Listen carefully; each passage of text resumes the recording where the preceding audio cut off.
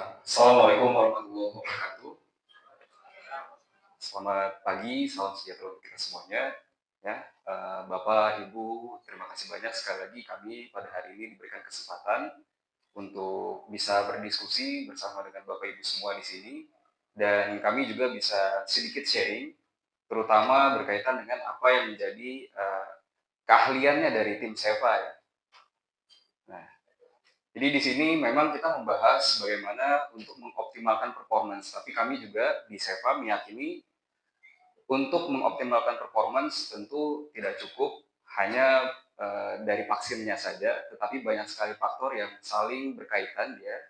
Nah, tetapi vaksinasi tetap menjadi salah satu kunci gitu untuk kita bisa mengoptimalkan performance broiler yang kita pelihara. Nah, di sini kami lebih berfokus untuk membahas terkait dengan hatchery vaksinasi. Saya yakin ya, Bapak Ibu sebenarnya sudah sangat sering menggunakan hatchery vaksinasi, tetapi sebenarnya di eh, program hatchery vaksinasi sendiri itu sebenarnya ada beberapa paket. Kita bisa memilih mana yang kiranya sesuai dengan kebutuhan kita.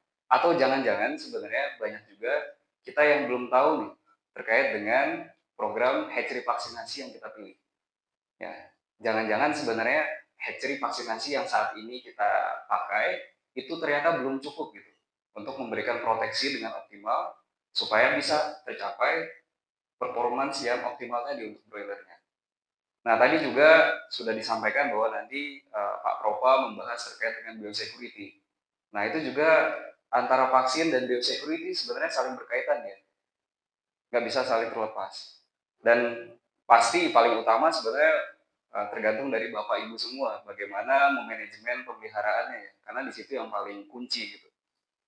Oke, nah ini data surveillance kita di Indonesia secara rutin sebenarnya dari tahun 2018 sampai dengan sekarang di 2026 kita rutin lakukan surveillance penyakit, kita informasikan setiap bulan kita sampaikan penyakit apa sih yang sedang ramai gitu di lingkungan di Indonesia, tetapi memang mayoritas data kita itu ada di eh, Pulau Sumatera sampai dengan Pulau Jawa.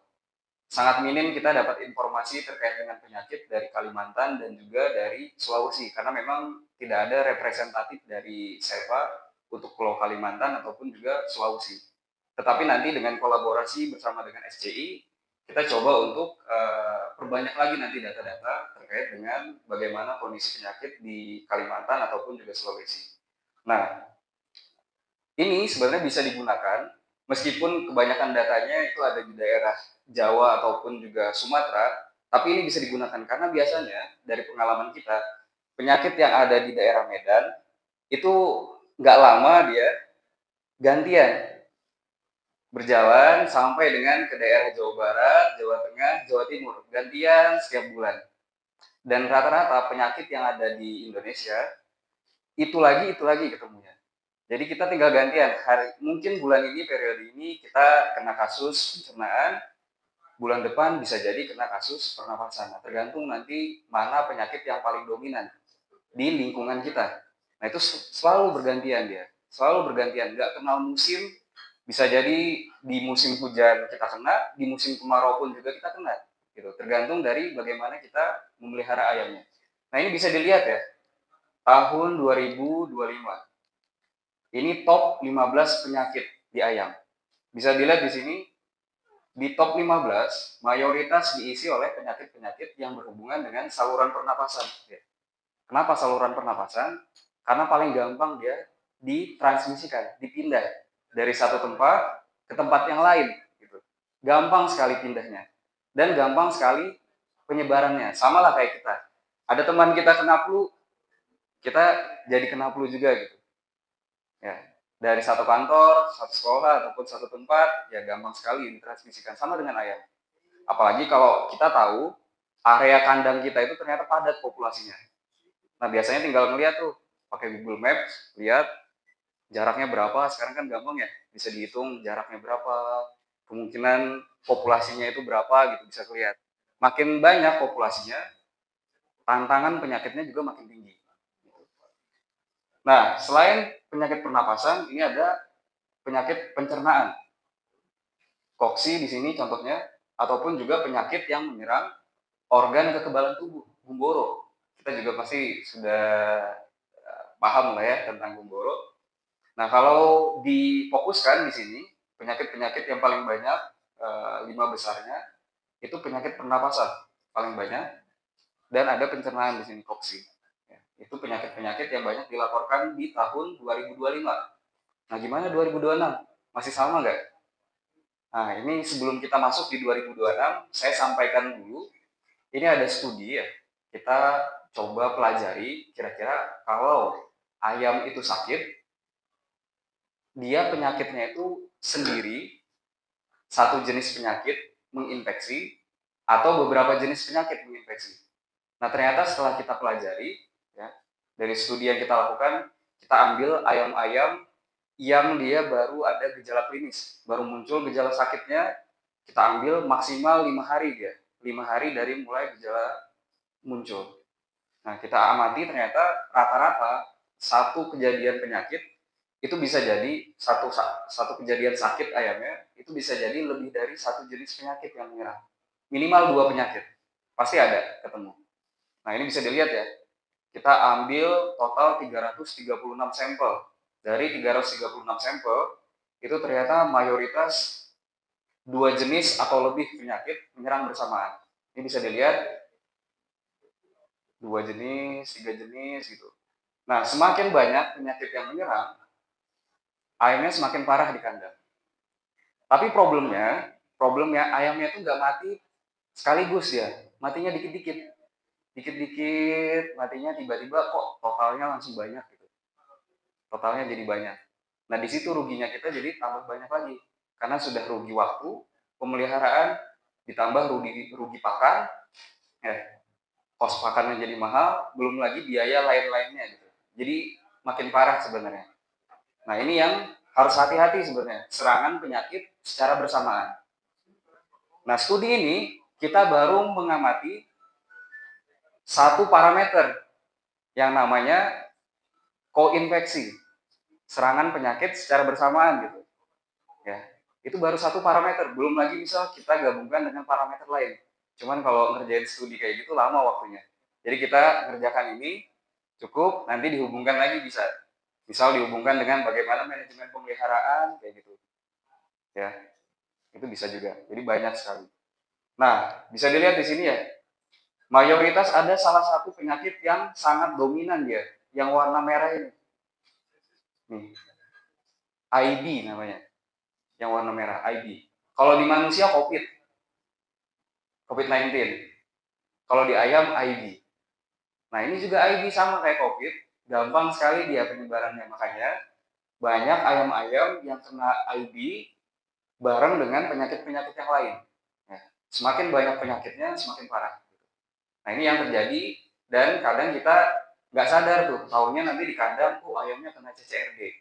Paling gampang tuh ya, CCRD gitu. Udah kelihatan semua kuning-kuning di organ-organnya. Nah, padahal bisa jadi pembuka jalannya itu kena IB-nya dulu, bisa masuk penyakit yang lainnya nanti menyusul. Ataupun sebaliknya, kena penyakit yang lain dulu, misal kenanya AIH9 dulu, ya, karena IB banyak, makin parah jadinya. Nah, itu bisa kejadian juga. Nah, bagaimana 2026? Jadi situasinya di 2026, kita amati sampai dengan bulan April ya, total ada 133 laporan penyakit. Ini juga masih dominasinya masih kasus pernapasan juga. Karena tadi gampang ditransmisikan, gampang dipindahkan dari satu tempat ke tempat yang lain. Kalau kita melihat ini, polanya kan sama ya. Jadi apa di sini sebenarnya? Kita tidak akan mungkin bisa menghilangkan penyakit. Ya, tidak akan mungkin bisa. Mustahil kandang kita itu bebas dari penyakit. Kecuali kita masuk kandang pakai baju astronot ya. Nah, itu mungkin bisa. Nggak ada penyakitnya sama sekali. Biasanya itu untuk ayam-ayam dibuat SPF. Dia memang khusus bebas dari penyakit. Nah, itu buat bikin vaksin, biasanya ayamnya yang kayak gitu, bebas dari penyakit. Saya masuk kandang pakai baju astronot, udaranya difilter, yang masuk ke kandang, makanannya difilter, semua nggak mungkin dikomersil. Jadi penyakit itu nggak akan mungkin bisa hilang dari kandang kita. Nah solusinya gimana jadinya? Kita pilihlah hal-hal yang bisa memperbaiki kondisinya atau meminimalisir. Contoh tadi biosecurity-nya harus bagus gitu kan ya. Manajemen pemeliharaan harus bagus. Termasuk kalau kita bicara terkait dengan vaksin, vaksin dipilih yang bisa proteksi paling bagus juga untuk kandang kita. Bisa proteksi paling luas dia. Semua jenis penyakit bisa diproteksi dengan baik atau penyakit sejenis bisa. ND kita vaksinasi bisa ngasih proteksi terhadap berbagai jenis ND.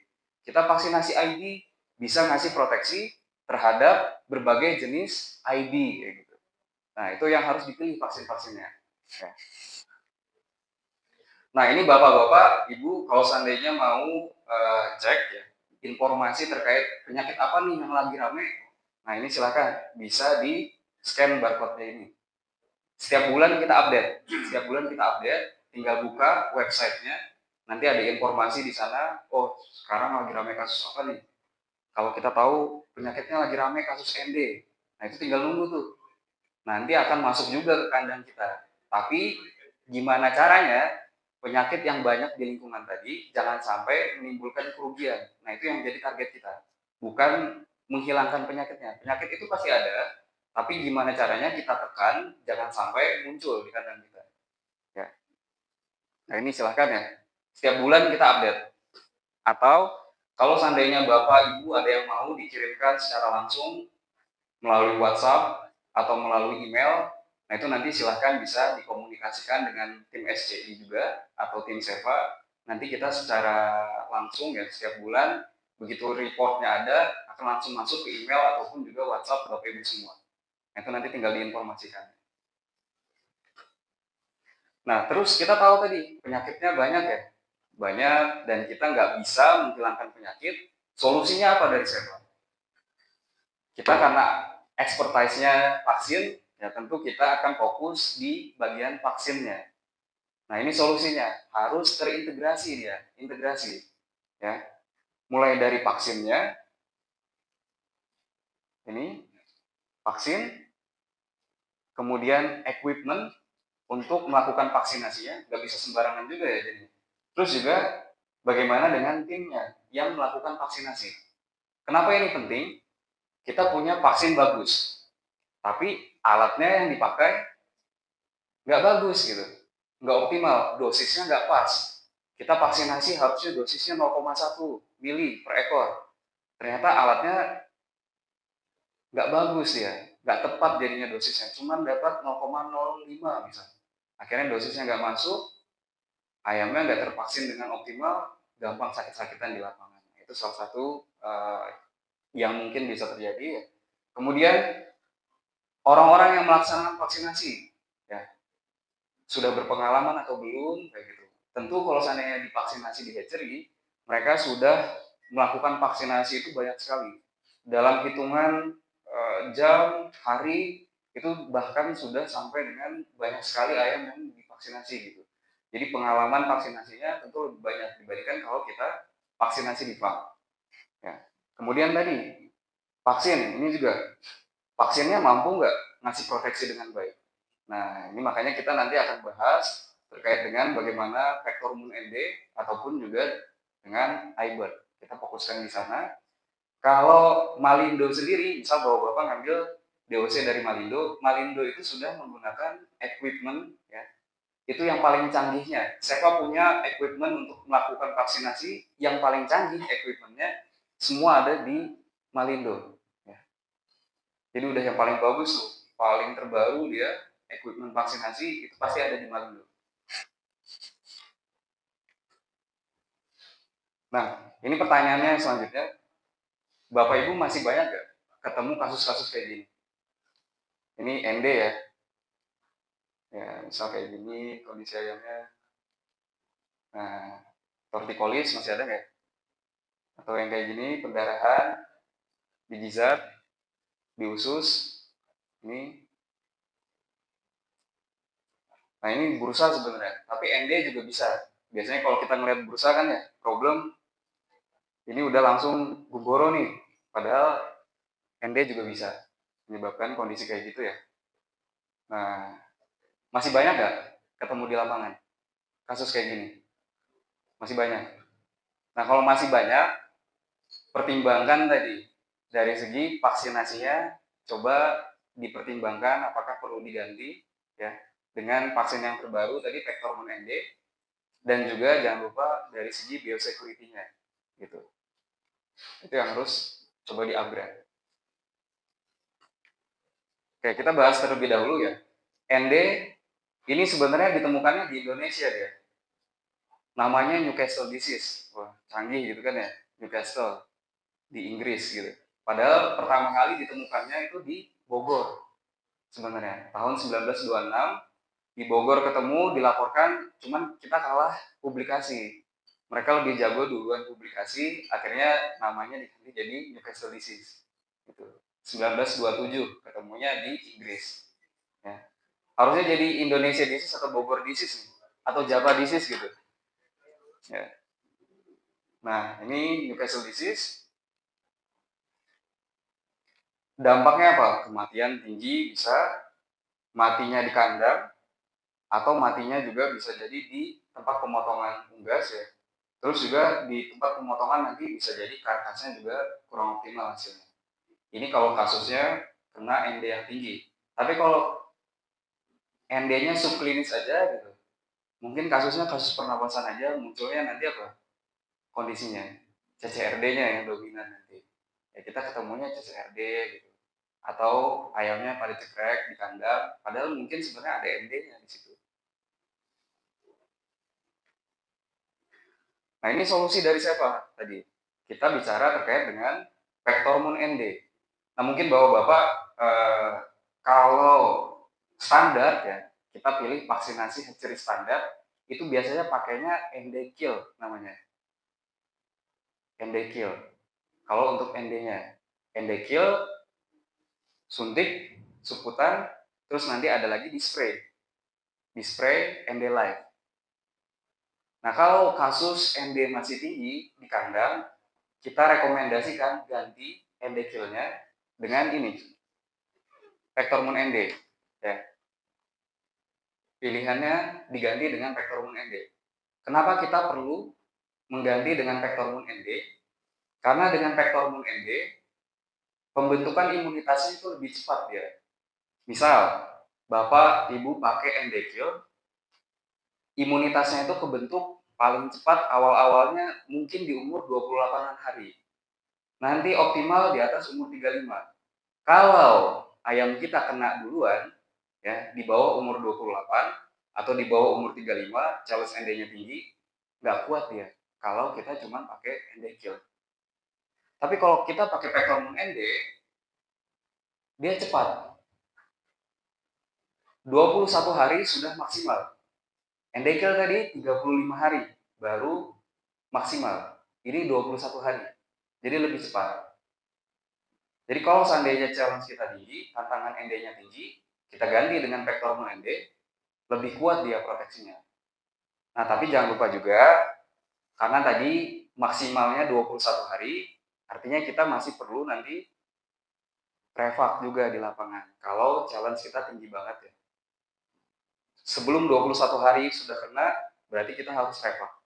Nah, revaknya nanti dari tim SCI juga ready ya.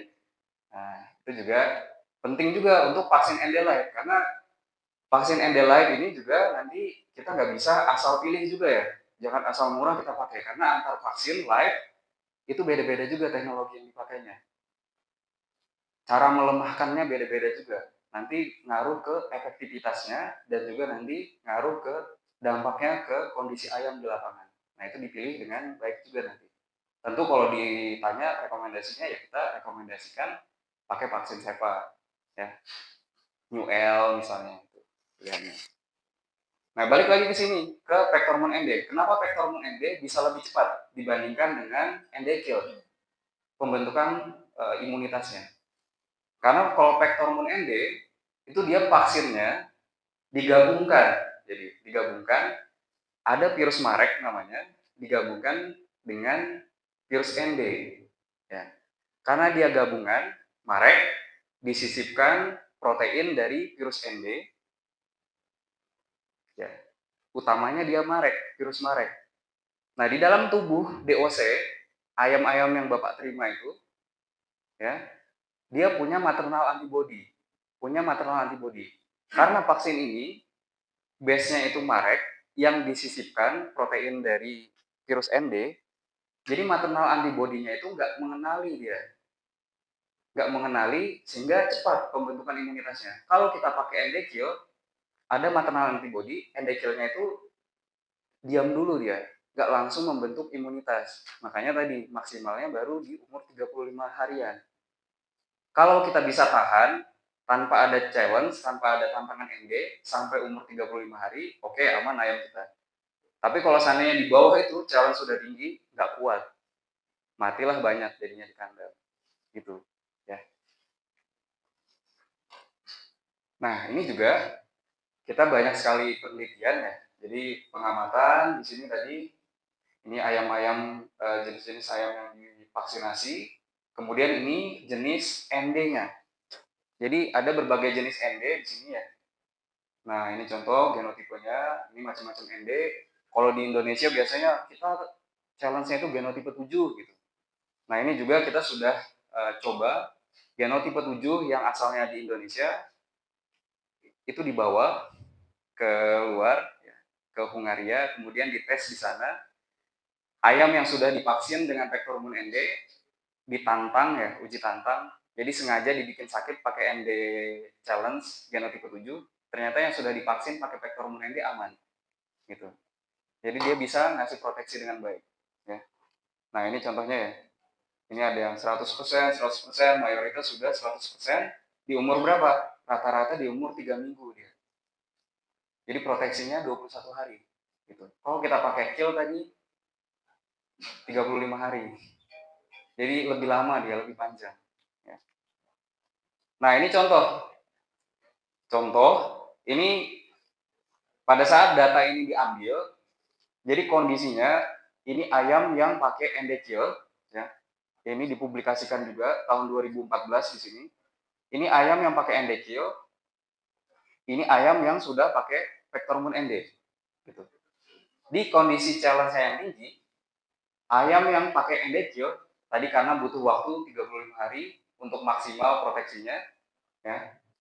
Di sini dia matinya masih tinggi karena ada challenge ND. Yang ini yang pakai Vectormon ND mati juga ayamnya, tapi lebih rendah. Ya. Kematiannya lebih rendah, di bawah 10%. Kalau yang pakai ND kill, ada yang bisa sampai dengan 100% kematiannya. Jadi signifikan perbedaannya. Dan ini juga kita buktikan dengan data-data di Indonesia. Kita kumpulkan dari kandang-kandang yang sudah pakai Vectormon ND dan juga kandang yang belum gitu. Kemudian ada satu area gitu kan ya. Kita trial kandang yang dia ada yang ayamnya pakai Vectormon ND, ada yang nggak pakai gitu.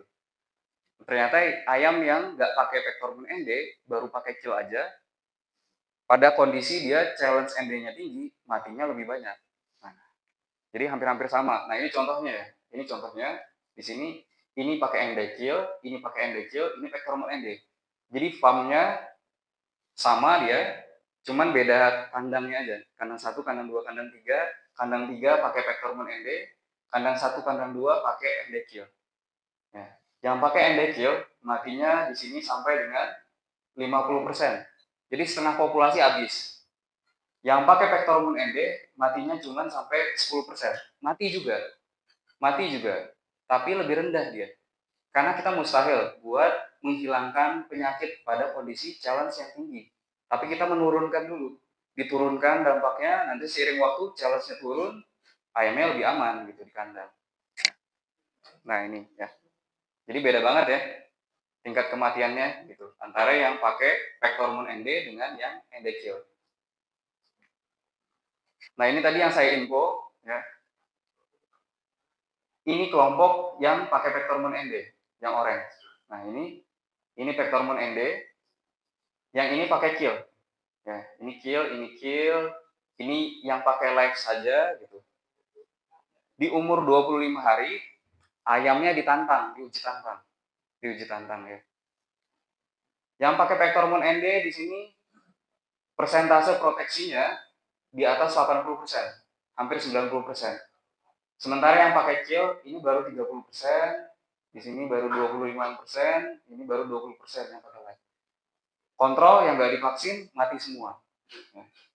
Jadi sama nih, ini data lapang, ya. Ini data lapangan, ini data penelitian terbatas di lab gitu. Ini juga data lapang diambil dari berbagai farm ya. Ini juga sama. Nah, jadi kerasa ya bedanya antara yang sudah pakai vector hormone ND dibandingkan dengan yang pakai ND kill. Tapi memang biasanya pertimbangannya kalau kita lihat harga paketnya lebih mahal dia, sedikit lebih mahal kalau kita pakai vector hormone ND dibandingkan dengan ND kill. Tapi kebayang kalau performance ayamnya bisa bagus ya.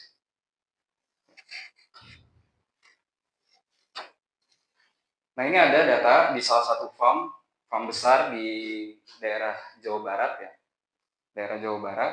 Ini kita amati kandangnya memang level challenge-nya itu medium, tengah-tengah lah ya, nggak terlalu tinggi, nggak juga rendah gitu kandangnya. Nah ini kita amati dari 2019 sampai 2024, 2019 dia lumayan ya, masih sering banget ketemu kasus ND, ini bisa dilihat ya, gambaran titernya karena ayam-ayamnya terserang ND jadi lebih tinggi. Seiring waktu ya, dari 2019 sampai 2024, challenge-nya terus menurun dia. Level challenge-nya terus menurun seiring waktu. Nah, karena challenge-nya menurun, akhirnya dia juga terus-terusan sampai dengan sekarang ini menggunakan vector hormone ND. Ya. Sudah tidak lagi pakai ND kill dia. Nah, kita juga coba amati ya. Kita amati ayam yang sudah pakai dan ayam yang belum pakai gitu. Dari segi economical value-nya. Jadi dihitung keuntungannya berapa kira-kira. Ada untungnya nggak ya kalau seandainya pakai vector hormone ND? Kan kita bayar lebih mahal gitu. Beli ke hatchery, ambil paketnya, bayarnya lebih mahal sedikit. Oh ternyata untungnya juga besar ya di sini. Ini pada kondisi low medium challenge. Ya, challenge-nya rendah gitu. Ini keuntungannya masih lebih tinggi per 1000 ekor dibandingkan dengan kalau pakai ND kill gitu. Ya. Nah ini contoh lagi kandangnya itu challenge-nya tinggi banget. Setiap periode selalu matinya tinggi gitu. Banyak matinya ayamnya karena ND. Ini kita bandingkan juga. Ini sebelumnya dia pakai ND kill plus 2 live ya. Jadi di hatchery ada 1 live ND, di farm ada 1 live ND lagi gitu. Revac ya. Ini awalnya challenge-nya tinggi, seiring waktu pakai vector hormone ND lebih rendah, makin rendah, dan sampai sekarang juga rutin dia. Hanya pakai vector hormone ND. Ya. Nah ini perbedaannya. Karena tadi rutin ayamnya matinya banyak, setiap periode selalu mati banyak. Kita bandingkan ya antara setelah menggunakan perbedaannya bisa sampai 3 juta per 1000 ekor. Kalau punya 1 juta berarti udah berapa tuh? Banyak ya. Kalau populasinya banyak gitu. Jadi makin banyak populasi yang dipelihara, untungnya juga makin banyak. Terutama kalau tempat kita kandangnya memang challenge-nya tinggi. Nah ini data yang kita punya juga di Indonesia ya, antara 2018 sampai 2025. Jadi bisa dilihat di sini, ini kasus yang warna orange-orange ini, ya, ini kasus ND di lapangan, kasus ND. Bisa dilihat ya, setiap tahun kasusnya menurun, ya, ada penurunan kasus. Nah bisa dilihat juga di sini, yang warna ini di belakang ini penggunaan vector hormone ND-nya. Makin banyak kandang-kandang yang sudah pakai vector hormone ND, kasus ND-nya menurun dia. Kenapa menurun? Karena proteksinya tadi lebih cepat, 21 hari dibandingkan dengan 35 hari. Kemudian shedding juga, shedding itu penyebaran virusnya, jumlah virus yang dikeluarkan ke lingkungan itu ditekan, transmisinya juga, ya, perpindahan virus dari satu tempat ke tempat yang lain bisa ditekan juga dengan penggunaan vector hormone ND. Makanya di sini makin banyak vector hormone ND dipakai, challenge-nya makin turun dia di kandang-kandang yang sudah pakai vector hormone ND. Ya. Tidak menghilangkan, tapi kita meminimalisir dampaknya. Ya. Karena kalau menghilangkan itu balik lagi tergantung situasi dan banyak faktor di lingkungan kandang kita. Itu tadi terkait dengan ND. Ini yang selanjutnya, penyakit yang tadi banyak juga dilaporkan ya, IB. Nah, ini banyak nggak di lapangan ketemu kondisinya? Biasanya kalau kita ketemunya yang ini ya, ini paling sering. Nah, ini udah keju-keju semua ya, coli gitu. Nah, biasanya kalau ketemu kita CCRD, CCRD, CCRD atau CRD gitu. Tanpa kita cari tahu kira-kira apa nih penyebabnya. Padahal bisa jadi ayam kita itu kena IB dulu.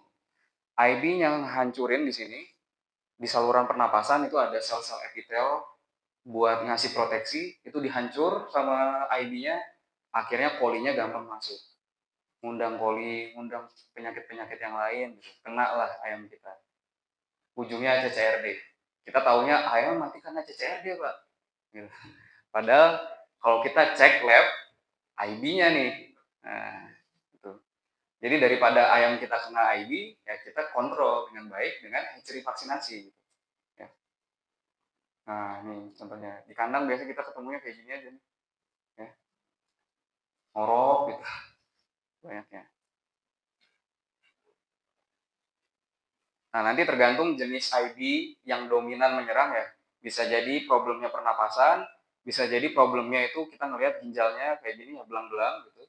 Bengkak, belang, ya. Atau bisa jadi yang ini diare kita lihat. Nah, itu tergantung jenis IB yang menyerang. Nah, IB ini juga macam-macam ya. Ada banyak jenisnya. Kayak kemarin kita ada Omicron gitu kan, COVID ya. Ada Delta gitu, Alpha. Nah, ini juga sama dia. Macam-macam jenisnya. Di Indonesia itu adanya ini QX, Taiwan, Malaysian varian 793B. Kalau klasik pasti ada, Massachusetts pasti ada karena mayoritas dari vaksin gitu. Nah, tapi ini paling banyak variasinya gitu. Varian ID-nya. Ini ada di seluruh dunia nih. Nah, tapi ini yang harus kita khawatirkan karena ini yang jadi tantangan di Indonesia. Nah, dampaknya apa? Bisa jadi nanti kita problem di farm ya. Ada problem di farm nanti, ada problem selama transportasi dari farm ke tempat pemotongan atau di tempat pemotongan nanti. Tergantung posisi kita ada di mana nih problemnya. Ya. Paling gampang ya, kalau kena di farm, ayam kita itu gampang kena sakit-sakitan. Gampang sakit-sakitan, akhirnya kita obat lagi, pakai antibiotik lagi. Ya. Ini. Jadi penggunaan antibiotiknya itu meningkat, ayam juga kematiannya itu meningkat dibandingkan dengan normal. Tapi matinya nggak sekaligus ya, pelan-pelan matinya. Ini jahatnya nih. Jahatnya dia pelan-pelan, ya kalau matinya deket-deket panen itu yang pusing gitu. Biayanya udah banyak, matinya di belakang gitu. Nah itu yang harus hati-hati. Ya. Kalau transportasi ini meningkatkan kematian aja, kalau di rumah potong biasanya apkirnya yang tinggi.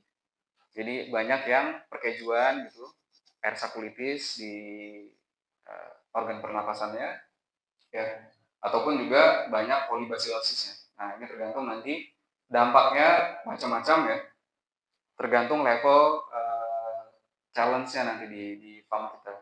Ya. Nah, ini tadi yang saya info, variasinya banyak ya. Kalau COVID tadi ada Omicron, Delta, Alpha, kayak gitu. Nah, IB juga sama, dia macam-macam, ada MAS 793B, dan ini B1466 ya. Nah, biasanya kalau kita standar vaksinasi di hatchery-nya cuman pakai yang ini, yang MAS dia, yang MAS itu standarnya. Kalau seandainya banyak kasus kayak ini tadi, ini banyak ketemu di kandang, kita pakai yang standar aja, ini aja yang MAS itu nggak cukup, perlu nambah ini. Nah, perlu nambah ini 793B. Mintalah kita ke hatchery, Pak, kombinasi ya Pitabron dengan iBird misalnya kayak gitu, emas dengan varian 793B. Jadi harus minta karena nggak masuk dalam program vaksinasi standar, harus request. Tergantung situasi di kandang kita. Kalau banyak ketemu ini, Coba tambah minta MAS dengan 793B, Pitabron dengan iBird, minta ke hatchery. Tapi Bapak Ibu jangan baru sekali pakai hasilnya, terus periode selanjutnya kok nggak kelihatan hasilnya ya, masih muncul kasusnya. Itu, kita vaksinasi nggak bisa menghilangkan penyakit sekaligus, tapi kita menurunkan, meminimalisir dampaknya, bertahap ya. Syukur-syukur baru satu periode pakai, sudah langsung bagus. Biasanya paling nggak 2-3 periode, nah itu baru kelihatan nanti. Nah, farm-farm yang sudah sering pakai vaksin ini, yang sering kena penyakit ini tadi, ada problem-problem ini, begitu dia sudah tahu rasanya pakai kombinasi, ya, selanjutnya dia nggak pernah lagi minta cuman yang standar aja, tapi pasti minta kombinasinya dia. Karena terasa dampaknya bagaimana, keuntungannya seperti apa. Ya. Kalau memang problem kita karena IB, ya, dengan catatan tadi problem kita IB. Nah, kenapa kita perlu vaksinnya itu varian tadi? Kita perlu kombinasi. Karena memang proteksinya nggak bisa sempurna dia. Ini contohnya ya, ini contohnya. Yang satunya anjing, yang satunya bayi manusia gitu. Modelnya sama kan ya, sama-sama gemoy gitu. Tapi yang satu manusia, yang satu anjing. Nah, sama IB juga kayak gitu, sama kayak COVID gitu. Satunya varian, satunya emas gitu kan ya. Klasik. Kalau kita pakai yang standar, berarti kita pakai yang klasiknya aja. Variannya nggak ada. Sementara di lapangan kita ternyata ada yang varian. Nggak protek dia. Gitu. Nggak proteksi. Nah, kita perlu proteksi yang luas dia. Semua bisa terproteksi. Kalau mau semua bisa terproteksi, harus kombinasi. Nggak bisa cuman pakai yang klasik aja. Harus kombinasi emas, klasik, tambah varian 793B. Nah, ini salah satu contoh ya. Ini data dari penelitian, tapi kita bikin simple. Ini kondisi di kandang. Misal kita pakai emas, seiring waktu ayam kita kok makin parah gitu kondisinya, pernapasannya. Ya karena memang challenge-nya meningkat dia. Jadi kondisinya seperti ini. Nah, kalau sudah kondisinya kayak gini, harus kita ganti. Dari emas aja, ganti ke sini. Yang ada emas plus 793B. Supaya sebelumnya challenge-nya tinggi, bisa semakin rendah lagi. Kalau hilang, mustahil. Tapi kita menurunkan. Nah, ini ada juga penelitian lain ya. Ini pada saat kondisi kasus IB QX ya. IB varian di lapangan itu tinggi. Awalnya dari Asia, di Cina tepatnya. Ya. Nah, orang-orang Eropa kena juga mereka. Banyak juga kasusnya. Tapi mereka segera tuh kasih tindakan, vaksinasinya double. Kombinasi antara emas dengan 793B. Di Asia masih tergantung siapa gitu kan ya. Jadi ada yang pakai, ada yang enggak. Akhirnya apa? Lambat dia. Ya, lambat untuk menekan tantangan virusnya. Tapi di Eropa mereka segera, jadi lebih cepat. Akhirnya apa? Challenge ID-nya lebih rendah di sana, di Eropa, dibandingkan dengan Asia, ya, termasuk Indonesia. Gitu. Challenge-nya termasuk tinggi sebenarnya. Ya. Mungkin kalau di daerah Makassar gitu, Sulawesi banyak dilakukan pengamatan, pengambilan sampel, mungkin banyak ketemu gitu, oh ternyata problem kita selama ini salah satunya disebabkan karena ID. Makanya CCRD kita bandel gitu misalnya. Nah, pilihannya tambahannya ini tadi, iBird. iBird ini kandungannya IB varian 793B. Jadi bisa request kalau memang kondisi di kandang problemnya ini karena IB, tinggal minta nanti ke hatchery, minta programnya ditambah iBird. Jadi udah gak cukup lagi pakai yang standar aja mas, tapi tambah iBird. Ya. Fungsinya buat apa? Fungsinya ini kalau nggak dikontrol IB-nya, satu ayam yang terserang IB itu bisa menularkan ke 20 ekor ayam yang lain dalam waktu 1 hari paling cepat. Jadi 1 hari 20 ekor, besoknya udah 400, besoknya lagi jadi berapa? Kan? Makanya cepat dia penyebarannya untuk IB. Kalau kita sudah vaksinasi dengan baik, kita bisa kontrol jangan sampai dia menyebar cepat. Kondisinya yang kayak di bawah ya. Nah, ini jangan sampai kayak gini, nyebar cepat gitu. Kita kontrol jadinya. Nah, ini ya. Ini data penelitian juga dibandingkan antara yang divaksin dengan yang tidak divaksin, ternyata yang divaksin itu bisa menurunkan 60.000 kali lebih banyak gitu, lebih sedikit jumlah virusnya. Kalau nggak divaksin dia 60.000 kali lebih banyak virusnya. Ya. Kalau 60.000 kali lebih banyak virusnya berarti penyebaran penyakit di kandang juga makin cepat. Makin susah ayam kita buat sehat gitu. Ya, gimana caranya kita mau optimal kalau seandainya penyakitnya juga banyak di kandang kita. Nah, iBird tadi, iBird kombinasi di hatchery dengan Pitabron ini bisa ngasih proteksi untuk semua jenis IB varian. Spektrumnya luas dia, proteksinya luas. Ya, jadi tinggal minta nanti ke hatchery. Jangan pakai program standar. Request nanti iBird bisa untuk ND-nya pakai vektor hormon ND. Gitu, pilihannya. Nah, ini ada data dari kolega kita di Cina ya. Jadi teman-teman kita di Cina dia membandingkan antara ayam yang divaksinasi dengan kombinasi dengan yang single saja gitu dari produk kompetitor. Equipmentnya juga menunjang tadi. Ternyata di kelompok yang sudah menggunakan iBird ditunjang dengan equipment vaksinasi dari Seva tadi bisa ngasih proteksi dengan lebih baik ya dibandingkan dengan yang belum menggunakan. Ya. Nah, nanti akan berpengaruh dia. Kalau vaksinasinya lebih baik, akan berpengaruh di sini. Contohnya mortalitasnya di sini ya lebih rendah gitu di sini. Kemudian juga secara IP juga lebih baik dan FCR-nya juga lebih rendah. Gitu. Jadi akan berpengaruh. Memang kalau kita minta request ya, request hatchery vaksinasi yang berbeda dari standar, kita bayar cost lebih mahal sedikit, tapi keuntungannya juga lebih banyak dibandingkan kalau kita kena penyakit ya. Ya, itu nanti tinggal pilihan kita aja. Mau pilih yang standar atau mau kita request gitu kan ya. Ya. Kita atur sendiri gitu kan. Tambah vektor hormon ND, tambah iBird. Nah, ini data-data di Indonesia juga kita bandingkan ya. Ini yang sudah pakai iBird dibandingkan dengan yang belum pakai iBird gitu. Yang sudah kombinasi dibandingkan dengan masih single, masih standar. Nah, secara performance, body weight gitu, dan juga keuntungan itu lebih rendah kelompok yang masih pakai vaksinasi standar. Kenapa? Karena memang ada problem dia. Ada challenge IB di lapangannya. Nah, kemudian di sini juga dicoba dibandingkan penggunaan antibiotiknya. Ternyata antibiotik yang dipakai di ayam yang sudah terproteksi dengan baik, kombinasi vaksin, itu lebih rendah dia dibandingkan dengan ayam yang masih pakai program vaksinasi standar. Kenapa? Karena kalau kena IB tadi ngundang poli masuk, akhirnya kita obat ayamnya. Nanti sembuh bentar, balik lagi gitu. Nambah lagi obatnya, nambah lagi obatnya. Kos obat jadi lebih mahal gitu. Itu yang dirasakan dari teman-teman ataupun juga peternak yang sudah menggunakan kombinasi vaksin tadi. Tapi balik lagi tergantung situasi di kandang ya.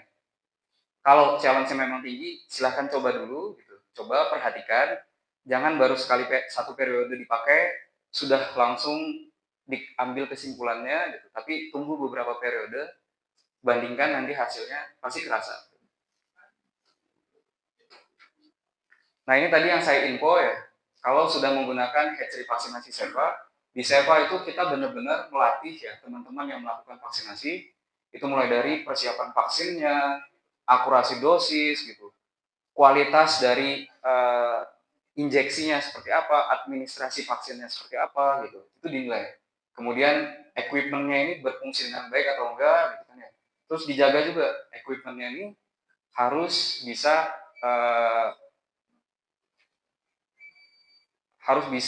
diaplikasikan dengan baik ya. Jadi jangan sampai equipmentnya malahan bermasalah gitu, ada trouble. Nah, ini contoh saya ambil kalau sudah menggunakan hatchery vaksinasi Seva, itu kita sekarang ini kita rubah ya. Zaman dulu kalau aplikasi vaksin itu pakai kon dia, nozzle-nya. Kalau sekarang hatchery-hatchery yang sudah kerjasama dengan Seva, termasuk Malindo, kita pakainya yang kayak gini, flat nozzle dia. Flat nozzle, karena flat nozzle, ini vaksinnya gerak jadi ini kayak gini. Gitu. Jadi ayamnya itu divaksinasi dengan rata dia, uniform, rata di sini gerak, kayak gitu. Nah ada dua jenis equipment, ada inline duo ataupun juga smart hatch spray aja. Malindo semuanya sudah pakai ini, baik yang ini ataupun yang ini, tergantung skala dari hatchery-nya, ukuran dari hatchery. Hatchery besar pakai yang ini karena dia pakai conveyor, hatchery kecil pakai yang ini yang masih semi automatic gitu. Ya. Nah ini contohnya nih. Ini kalau pakai teknologi yang baru dari Seva, rata kan ya sebaran vaksinnya. Ini yang masih pakai model lama dia. Mayoritas supplier vaksin itu pakai yang ini, mayoritas pakai yang ini. Kalau Seva sudah pakai yang ini. Ya. Kerasa bedanya jadinya. Ini yang vaksinasi spray. Ya. Nah kemudian untuk vaksinasi injeksi kita juga sudah menggunakan equipment khusus juga di jarumnya terutama di bagian siring di sini. Nah ini nanti menentukan dosis injeksinya itu tepat atau enggak, masuk atau enggak, ayamnya divaksin atau enggak. Nah karena kalau sampai ada masalah dengan siringnya, jarumnya tadi, bagian untuk injeksinya ini, dosisnya nggak tepat, ayamnya bisa jadi nggak masuk gitu dosis vaksinnya. Terus juga ada kondisi tertentu, siring dari alat injeksinya itu malah mengurangi virus yang ada di dalam vaksinnya. Jadi merusak virus yang ada dalam vaksin ya. Makanya Seva kita membuat alat khusus. Nah zaman dulu semua supplier vaksin mayoritas itu beli alatnya itu dari Seva. Sebelum perusahaan ini dibeli, namanya Despak. Jadi perusahaan Despak itu supplier alat-alat vaksin. Dulu dia supply ke semua perusahaan vaksin, tapi di tahun 2000-an itu dibeli sama Seva. Karena dibeli, yang lain nggak bisa lagi pakai equipmentnya. Nah ini ya, jadi ini menentukan nanti hasil vaksinasinya optimal atau tidak. Ini terakhir dari slide saya, mungkin karena terbatas waktu juga ya. Jadi intinya di lapangan penyakit itu ada banyak. Ya. Kita mustahil buat menghilangkan penyakit itu mustahil. Yang bisa kita lakukan, gimana caranya mengoptimalkan supaya penyakit yang ada itu bisa diminimalisir. Nah, minimalisirnya dengan apa? Manajemen pemeliharaan kah, tadi biosecurity-nya, atau pilihannya tadi disesuaikan dengan kondisi kita bisa request untuk minta penggantian vaksin. Nambah dengan Vektormon ND atau Ibert ya. Jadi itu pilihan-pilihan yang bisa kita lakukan. Nah, Seva untuk hatchery vaksinasinya bisa support Bapak Ibu, kita punya vaksin lengkap sekali gitu kan ya. Pilihannya ada banyak ya, disesuaikan dengan kebutuhan kita nanti. Ya. Mungkin itu yang bisa saya sampaikan. Terima kasih banyak atas perhatian Bapak Ibu semuanya. Ini kita sambil nunggu ya. Sambil nunggu nanti kita masuk ke sesi tanya jawab. Jadi Bapak Ibu yang mau ada pertanyaan silahkan. Yang monggo seputar vaksin ataupun yang lain terkait dengan penyakit silahkan. Tunggu Mbak Dita dulu ya. Langsung. Baik, Bapak Ibu ada yang mau ditanyakan? Silahkan yang mau bertanya.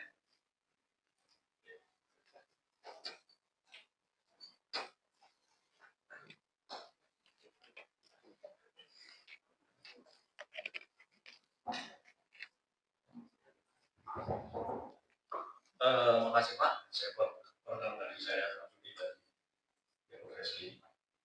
Terkait dengan pemaparan tadi, kita mengambil kesimpulan bahwa penggunaan vektor MDT dan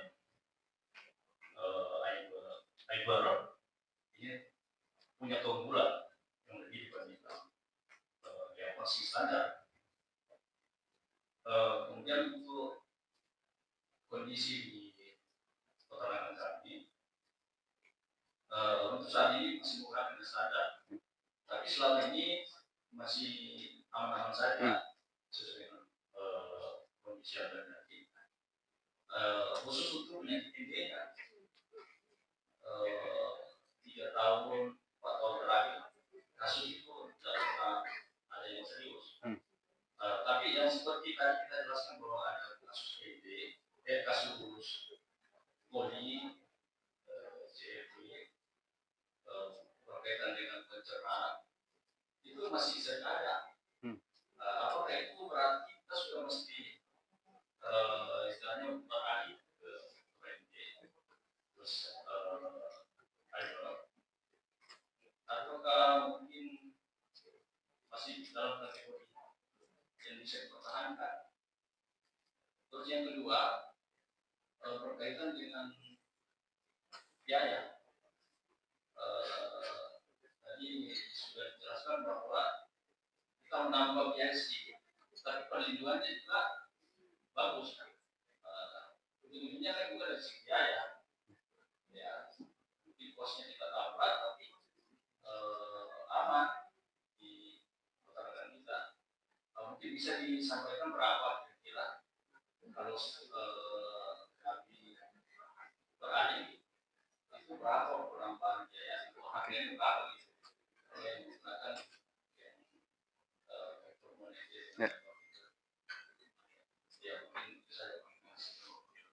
Baik, terima kasih banyak Pak Samsudin untuk pertanyaannya.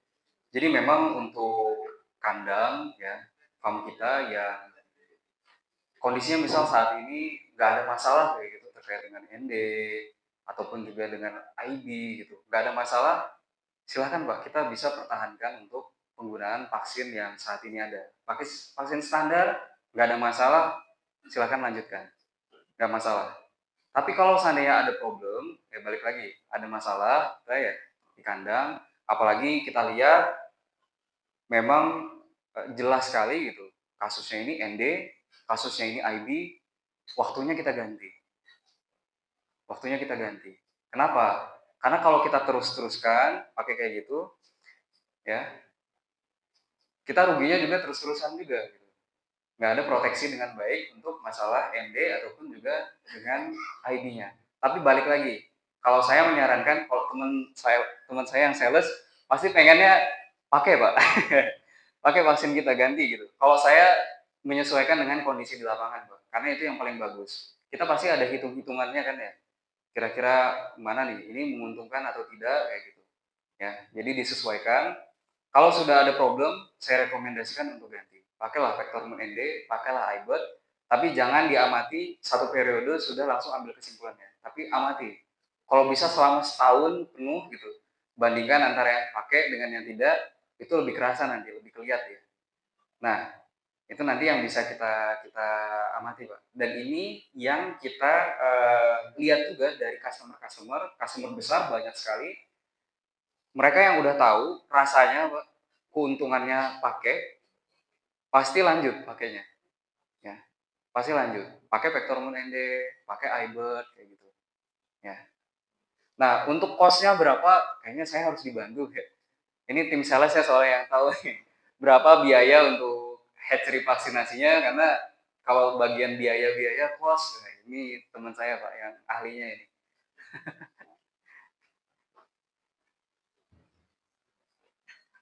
Baik, terima kasih Pak Denny. Terima kasih. Kalau untuk cost, sebenarnya itu harus dikomunikasikan langsung dengan supplier dosennya ya Pak ya. Ini cuma kita kasih range perkiraan. Posisinya kan tiap supplier dosen pasti punya harga masing-masing. Kalau untuk penambahan vektor ND sendiri, kira-kira penambahannya dari standar itu antara Rp80 sampai Rp100. Kalau untuk iBird itu penambahannya di 100 sampai Rp150 per ekornya. Kalau untuk kombinasi, jadi dua-duanya langsung dipakai, itu penambahannya di sekitar 200 sampai 250 rupiah. Seperti itu Pak. Nanti mungkin bisa ngobrol sama Pak Ula dan timnya Pak Tony yang pasti lebih tahu harganya. Soalnya kami tidak tahu harga dari setiap supplier. Seperti itu Pak. Terima kasih. Nah itu tadi ya Pak, untuk perkiraan harga berapa yang kira-kira kita tambah ya. Nah itu nanti tinggal kita lihat penambahan cost di awal tadi, kebayar atau tidak dengan ROI-nya gitu kan ya, balik atau enggak gitu. Nah, kalau seandainya nggak balik, biayanya nggak mungkin dipakai Pak. Nah, rata-rata perusahaan yang sudah besar, challenge-nya memang dia tinggi, dia pakainya Pectormen ND, iBird lengkap. Jadi udah nggak pakai lagi vaksin yang standar, ND Kill ataupun juga yang IB yang MAS aja itu udah nggak dipakai lagi.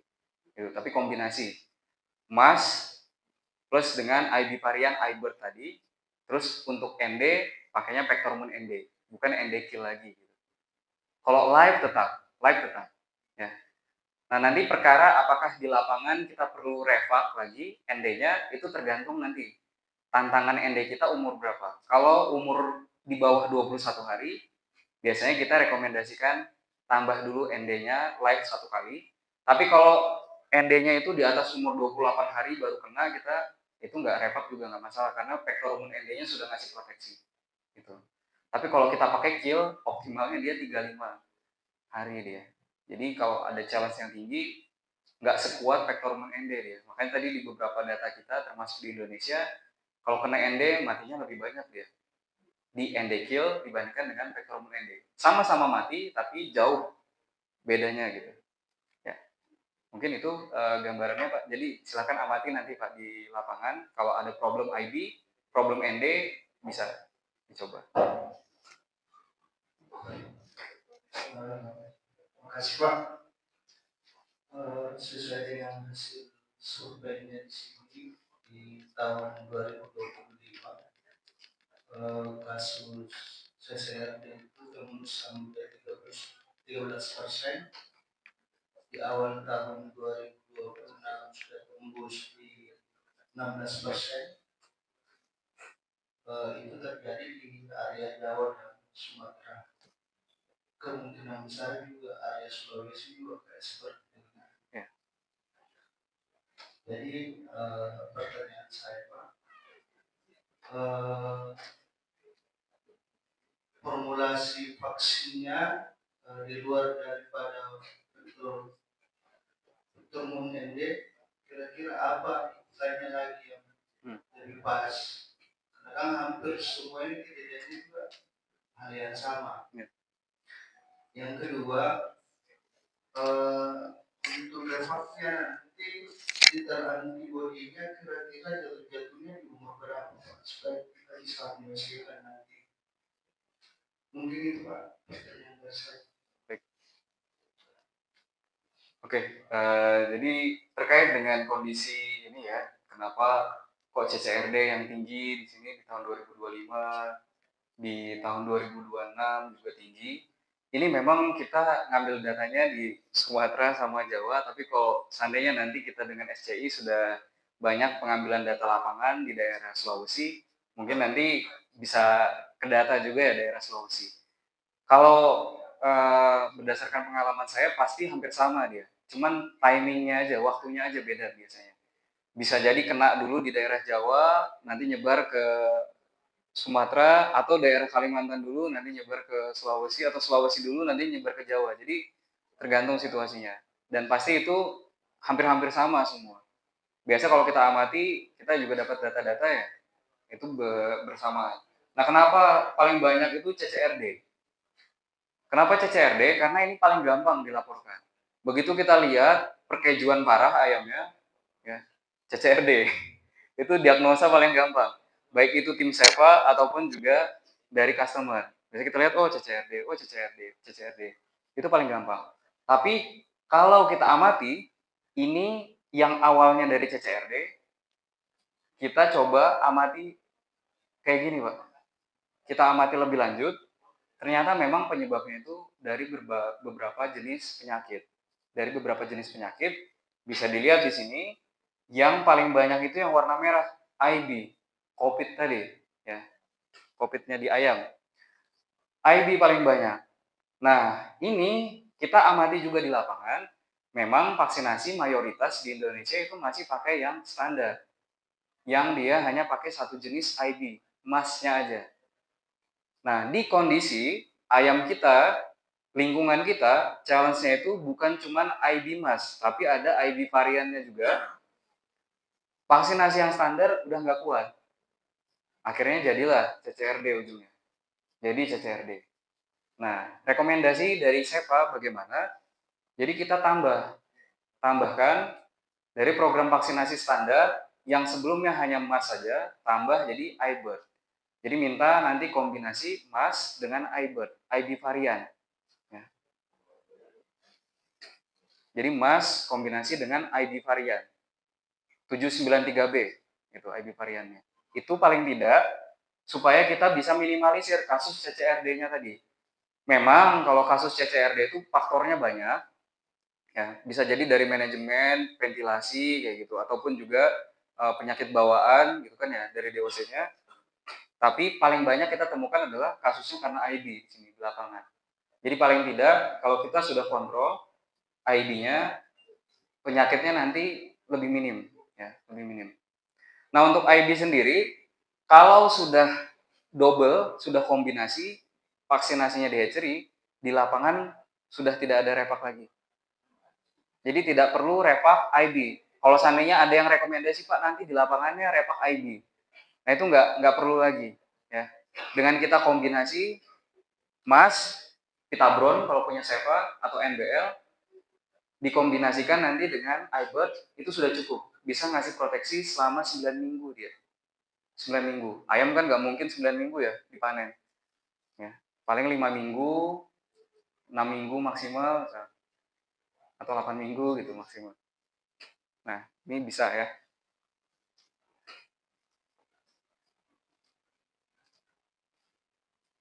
Ini pilihannya. Nah, nanti mungkin yang jadi refak lainnya yang penting pilihannya kalau nggak ND biasanya atau Gumboro.